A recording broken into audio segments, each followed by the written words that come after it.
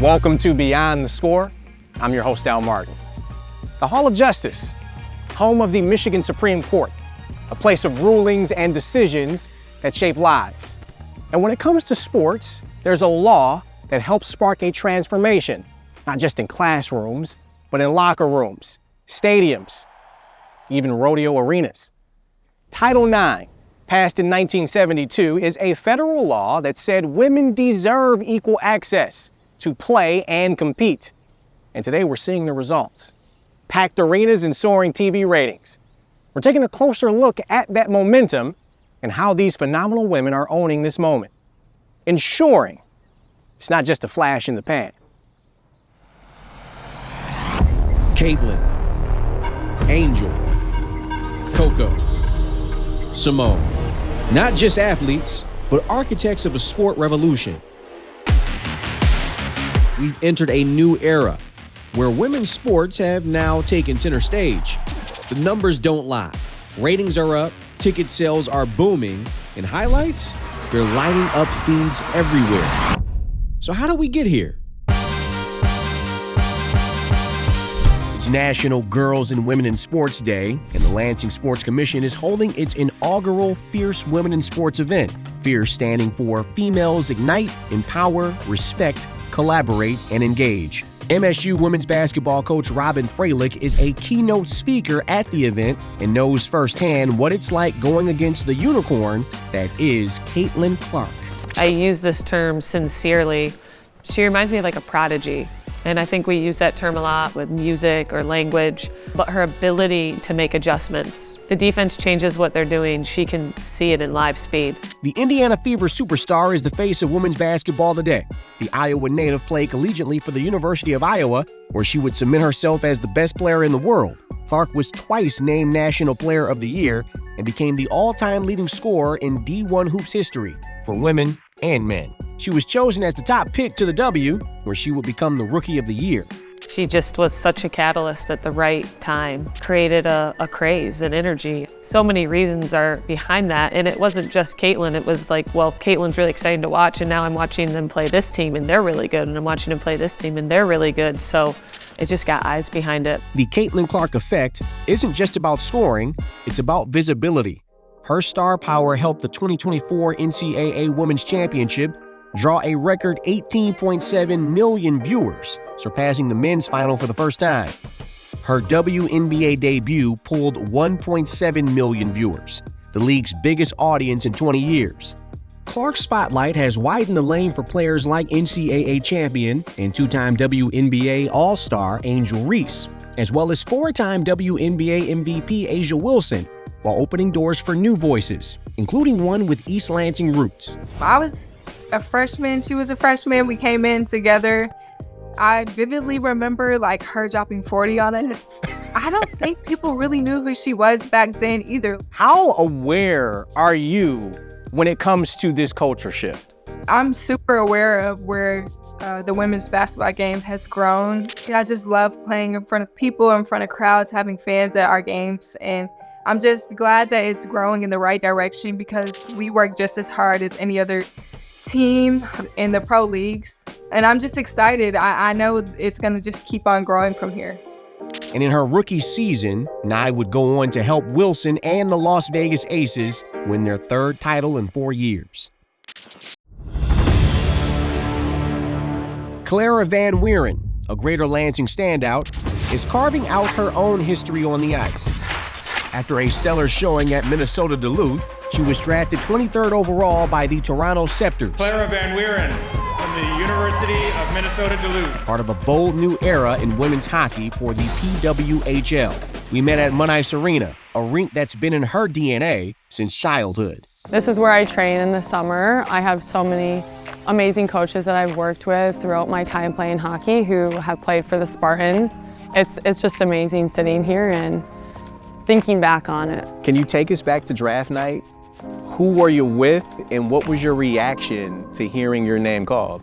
It was an incredible night. My whole family was there. You just wait for your name to get called, and when mine did, it was like full body moment. Like I wasn't expecting it to be so exciting and relieving. League execs, when the PWHL was first formed, they noted a 10-year business plan and said that they don't expect this league to be profitable anytime soon.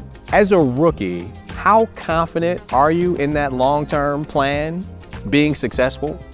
And what do you think needs to happen in order for the league to reach profitability? I fully trust in their plan, and I think just for us players, continue to love it, continue to bring the passion, continue to connect with fans, continue to go out in the community and just be ourselves and trust in the process and do our part to leave it in a better place that we found it. Sustaining the momentum starts with the next generation.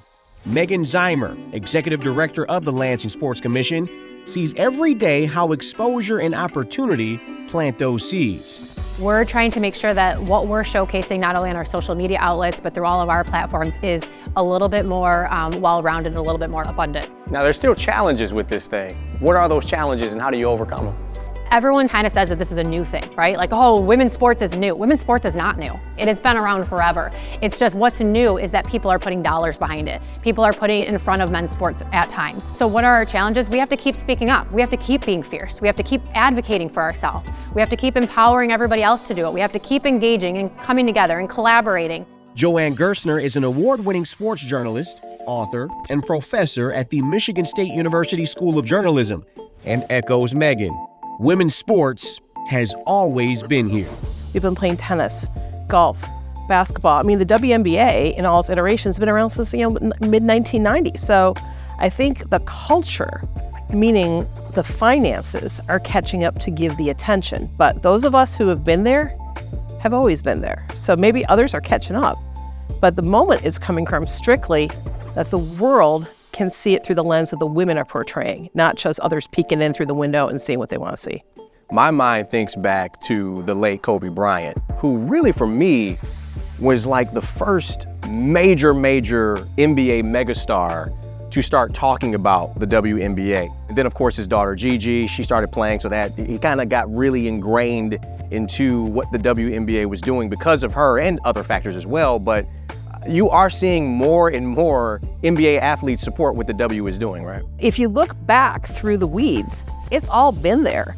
It's just I think people are now seeing it so en masse, they can't escape it. But women have been getting it done across the board in sports, for a long time. But we only saw those moments in the Olympics, or maybe saw those moments if you were involved personally by going to a basketball game because you knew somebody. Now, it's cool to go to a sports bar and see the WNBA on, or watching soccer, or seeing women playing hockey. That growing bond between NBA and WNBA players mirrors a movement to elevate women's voices.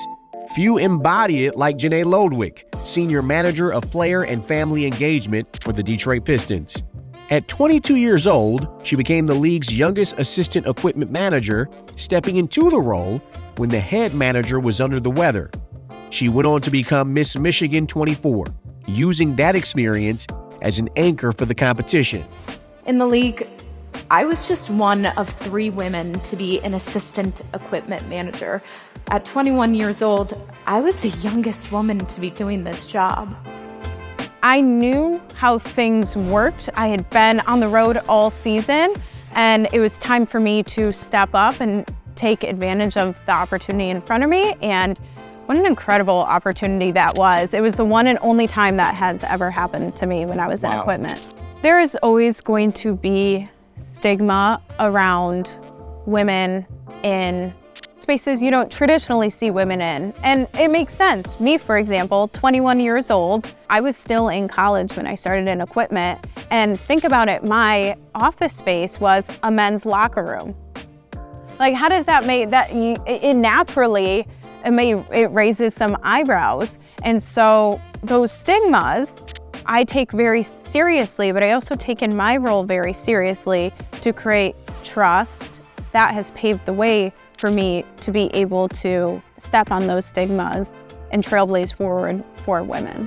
Janae's story reflects change within the game, but at the Fierce event, that message reached a global stage through Dr. Ashley Huffman, Vice President of Global Engagement at the Institute for Sport and Social Justice. We are not changing the way people experience sport. We're changing the way people experience the world.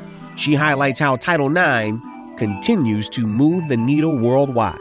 When you think about how that was intended for education, but spilled over into sport, and then all of the ways in that time frame, Billie Jean King, Battle of the Sexes, all of the coaches that kind of came to the forefront like Pat Summitt and just shattered the glass ceiling. So Title IX, I think, has been repeated now. So we're looking at, okay, this paved the way for women to get an education. And then those educated women became wealthier. And those wealthy women then reinvested into the ecosystem. And now those women own teams. So when you think about the ripple effect of Title IX and the momentum, it went from, we just need a foot in the door, to now you see Angel City FC, a women's soccer team that's majority female owned.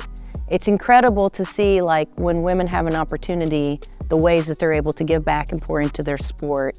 You can't ask people to go be great if you have infrastructure that stinks, if you don't have any marketing dollars towards it. You're like, no one comes to the games. Well, how much did you market it? You spent 10 times more on coverage of men's sports. You spent 20 times more on investment. And then you're wondering, when you position someone to play at 5 p.m., why no one's there. Well, no one's there because you didn't put them in a position to succeed.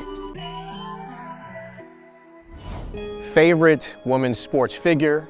I mean, Doc, we're talking about an athlete, an executive, a coach. It can be anybody in the women's sports world. Who is your favorite women's sports figure and why? Wow.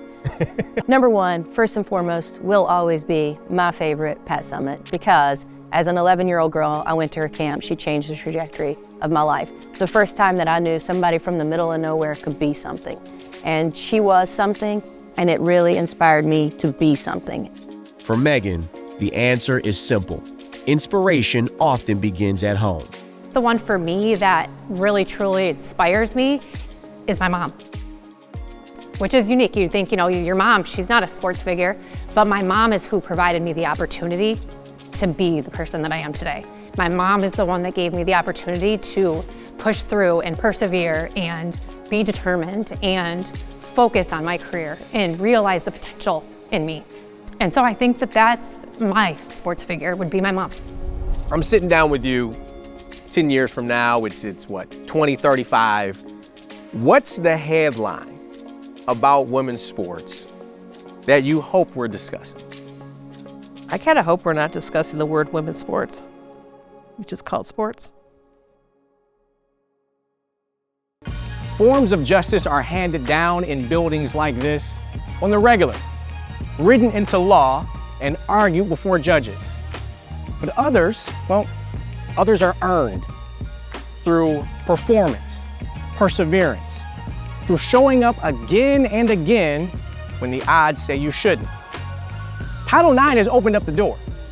And today's athletes like Aaliyah Nye, Clara Van Wieren, Casey Hyde, they've kicked it wide open. And their stories are still being written. Thanks for watching Beyond the Score. I'm your host, Al Martin. Be easy, people.